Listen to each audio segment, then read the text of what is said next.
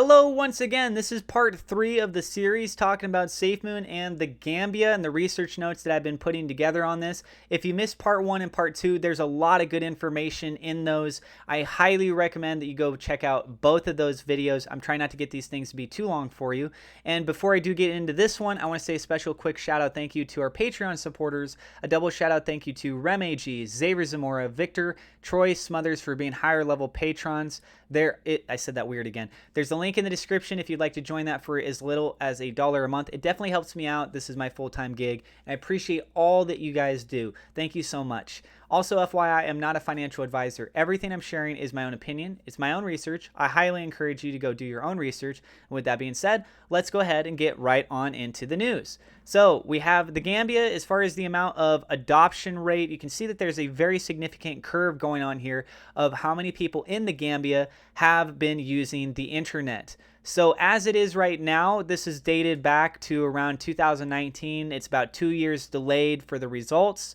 But you can see that back then it was 51%, and it was a significant increase from the previous year, which was holding in right around 40%. So in 1 year, about 11% more of the population had started to get access to the internet. So something you should keep in mind is, how do they get access to the internet? It could be either through facilities, buildings that they go to, or through readily available devices, like, for example, phones. Now, the price point of technology goes down as the capabilities continues to go up. So it's not out of the realm of reason to think that people could start getting access to phones that also have access to the internet, and it doesn't cost them an arm and a leg. So as it is, I'd be looking at this realistically with us being in 2021, almost going to 2022. It's probably around 60 to maybe 75% at most. I think there's a certain point where there's just people that live in certain areas that don't necessarily want to use the internet. They're not supporters of it, and they just step away even though it's technically all around them, right? But as it is right now, there's a huge amount of people that do have access to that, which is great. And you know what's interesting is that with you're looking at the percentages here, this falls in line with that 50% of the population that has access to electricity, right? So it's about the same. If you get more adoption of the electricity, you're more likely to see people get access to the internet. Pretty common sense. So that's definitely something that's cool to take away from this.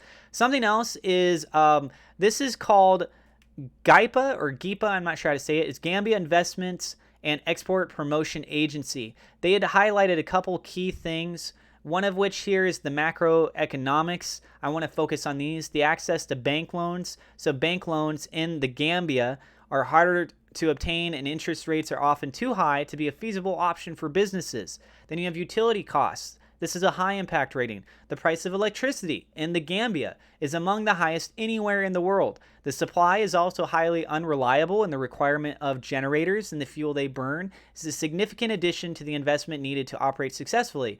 Recent increases in fuel costs give the issue even greater importance.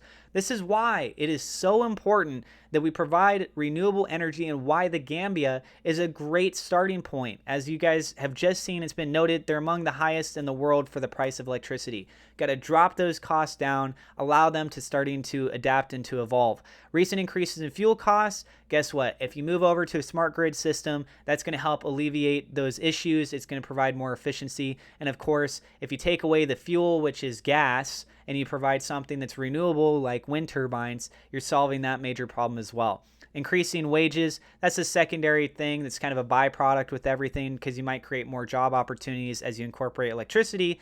So that's definitely moving forward as well. Okay. So then moving on to the next bit of information, we also have the West African Power Pool Organization. It's the Association of Public and Private Power Entities.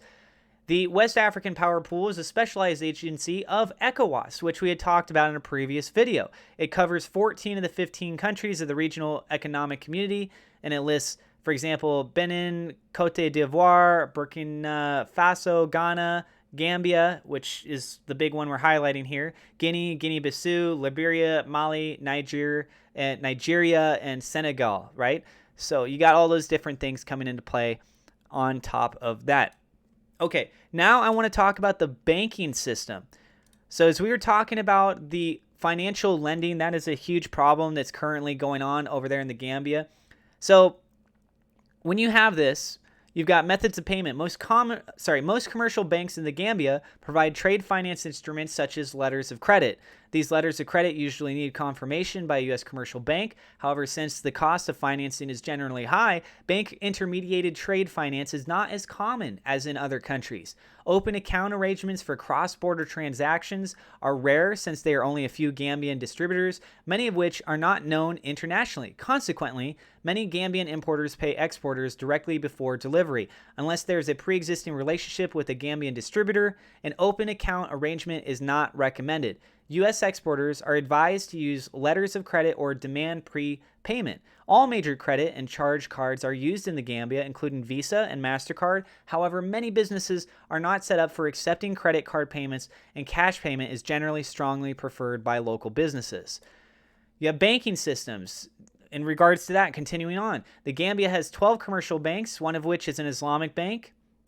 The banking system is supervised by the Central Bank of the Gambia. The sector is dominated by subsidiaries of Nigerian banks, though these subsidiaries are fairly independent of their parent institutions and are usually majority owned by Gambian entities. So moving forward, as far as a currency goes, we could potentially see this tying in with Nigeria at some point.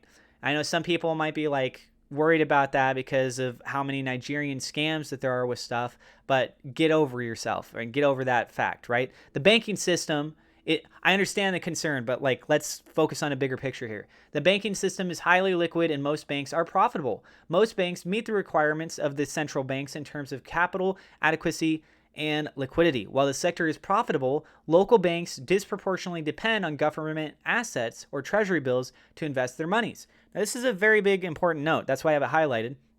Though the Gambian government's most recent auctions have featured dramatically lowered interest rates, lending to individuals and businesses is still not seen as profitable for the banks. As a result of the lack of a competitive consumer and business finance market, interest rates are prohibitive. There are no restrictions on foreign businesses opening accounts in the Gambia. This is a great opportunity for SafeMoon to come in because of that. Investors can repatriate, I think that's how you say that, funds through the banking system. There are no known features or rules/laws of the Gambia banking system that might impact U.S. businesses. The lending-based system is a growing space in DeFi, and I have talked about this before. One of my theories is that they're going to be a lending-based system. You could use collateral to be able to provide these things, and it could be an automated system. We've already seen this with, for example, BlockFi, which I have a link in the description. If you guys want to use my affiliate link and go check that out, you get a little bonus stuff. You also have Celsius, and there's some other ones that are out there on top of that. You don't have to do credit checks. It's all going through its own native system, and you can have it be paying you out in your fiat if you wanted to do so. So I think that could definitely be something on the table here. The population is roughly 2 million people, as we talked about. Only 20% of people in the Gambia are using a bank. They have a bank account. I mean, really focus on that for a second. SafeMoon has said that they are freedom for the unbanked, creating freedom for the unbanked, right? And it's a fuel for the unbanked. So this seems like a problem, but also potentially a significant opportunity for a challenger digital bank to reduce the cost of banking and make it more accessible to the masses here. This was posted back in 2018, almost 3 years from the time of making this video. Guys, they straight up said in this little post, a challenger digital bank. What is SafeMoon basically going into making? They're making a SafeMoon exchange, a SafeMoon blockchain. They're dealing with digital money. Like, they have the perfect opportunity here to help those that are unbanked, the 80% in the Gambia that don't have a bank account. And so the lending interest rates, as you guys can see, it was very bad right around 2004, and it dropped down, and it's sort of steadied itself off, meaning levels back around like 1985, 1986 kind of range. So yes, the lending-based system has improved, but it doesn't mean that it's great. It's still pretty high, guys. And so having that accessibility, another provider like SafeMoon could come in and help be able to fill in that role. And once again, we are getting very close here towards the end of this video. In the next video, I got some really interesting details I want to touch on with this individual, how he plays a role potentially with SafeMoon, and we have records of things that tie into SafeMoon, and also Japan. Yeah, that's right. There's things here that ties in with Japan. So that's it for the video. Let me know what you guys think in the comments down below. I got referral links in the description. If you're new to the channel, don't forget to hit subscribe, hit the thumbs up like button. It definitely helps us out with the YouTube search algorithm. Click the bell icon, and I will see you in the last episode for this series.